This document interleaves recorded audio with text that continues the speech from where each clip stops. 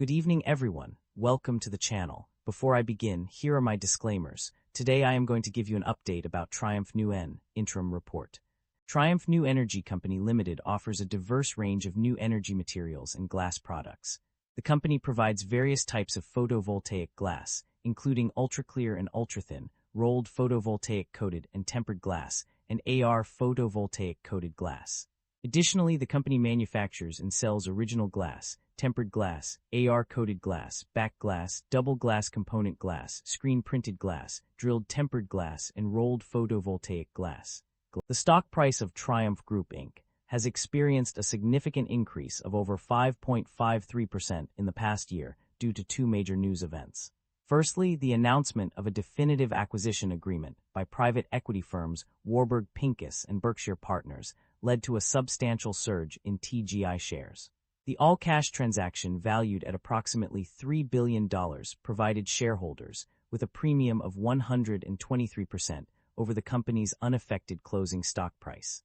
Secondly, Triumph Group reported strong financial results for its fourth quarter and fiscal year 2025, exceeding market expectations with adjusted earnings of $0.48 per share and revenue growth of 5%. This robust performance was attributed to healthy demand in both commercial and military aerospace markets, marking the 12th consecutive quarter of year-over-year sales growth. The primary drivers of revenue growth or decline, an overview revenue growth and decline in various companies can be attributed to several key drivers. One primary driver of revenue growth is the transition from traditional glass products to photovoltaic, PV, glass production and sales, as seen in several companies that have experienced significant revenue increases. Another factor contributing to revenue growth is changes in segment reporting, which can lead to increased revenue recognition. Additionally, new revenue streams introduced by companies such as CNBMG Triumph Mineral Resources Group Co., Limited, and China Triumph International Engineering Company Limited have contributed to overall growth. On the other hand, revenue decline has been observed due to a decline in traditional glass sales, changes in customer base, and discontinuation of certain business activities. Market changes and shifts in the customer base are common factors that impact revenue recognition and growth. In conclusion, companies must adapt to changing market conditions, customer needs, and emerging trends to maintain or increase their revenue. A strategic approach to transitioning into new business areas, introducing new revenue streams, and adjusting segment reporting can help drive revenue growth. The fluctuations in net income and profit margins of a company over various periods are quite striking. Initially, on page 10, net income increased due to non-recurring items. However, this trend was short-lived as it decreased by 455% on page 51, resulting in a significant net loss. Despite the overall decline, there were instances where net income and profit margins showed improvement. On page 13, net income increased due to price caps and production controls, while profit margins improved due to optimized financing costs. Similarly, on page 53, operating profit margin saw an increase of 0.39%. However, these positive changes were not consistent across all periods. For instance, on page 12, the company experienced a significant net loss attributable to shareholders, along with a substantial decrease in operating revenue. The inconsistency in net income and profit margins can be attributed to various factors such as non-recurring items, price caps, production controls, and optimized financing costs.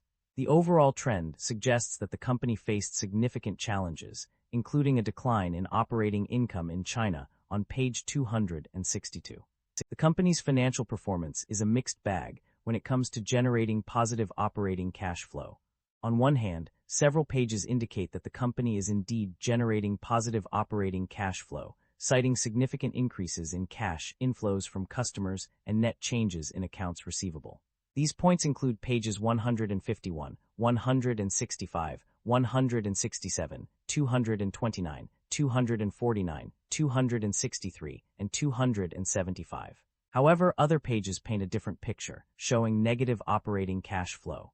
Pages 8, 15, 16, 54, 208, 216, and 248 all indicate that the company is experiencing net outflows from operating activities, with some even exceeding $744 million. Despite these conflicting reports, it appears that the company's financial situation is not entirely dire, as indicated by pages 229 and 275. Nevertheless, the presence of negative operating cash flow on multiple occasions suggests that the company may be facing significant financial challenges. The company's debt level has undergone significant changes. While the total liabilities decreased slightly from RMB 1,537,823,452.43 to RMB 1,511,324,848.21, short-term borrowings have increased by 38% from RMB 1,640,538,722.72 to RMB 2,261,751,848.37. Conversely, long-term borrowings decreased from RMB 212,354,381.54 to RMB 138,596,436.41. In terms of interest expenses, the company has seen an increase in 2025 compared to 2024, with a rise from RMB 51,078,676.27 to RMB 56,409,272.4. This suggests that the company's debt level and interest expenses have changed significantly, with short-term borrowings increasing and long-term borrowings decreasing, while interest expenses have also increased. Management is optimistic about the company's outlook, citing several key strategies. Firstly, they aim to enhance business capabilities by unifying control over various functions such as procurement, sales, production, and finance. This will optimize financing costs through financial informatization and standardization. The company also expects a positive impact from price caps and production controls on industry profitability. Additionally, their investment in Jiangsu Triumph is expected to yield significant results, with the first phase of an annual production capacity of 1.5 million tons of ultra-thin encapsulation materials already commissioned. Management will also focus on determining asset impairment and testing goodwill and intangible assets for impairment annually. They will use deferred income tax to account for temporary differences between asset and liability values and their tax bases, while reviewing the book value of deferred tax assets at each balance sheet date. The company has a history of paying dividends, as evident from the financial summary on pages 55 and 57. Specifically, it is noted that the company paid out 57,547,594.9 RMB in dividends, and later another 13,187,002.91 RMB in dividends.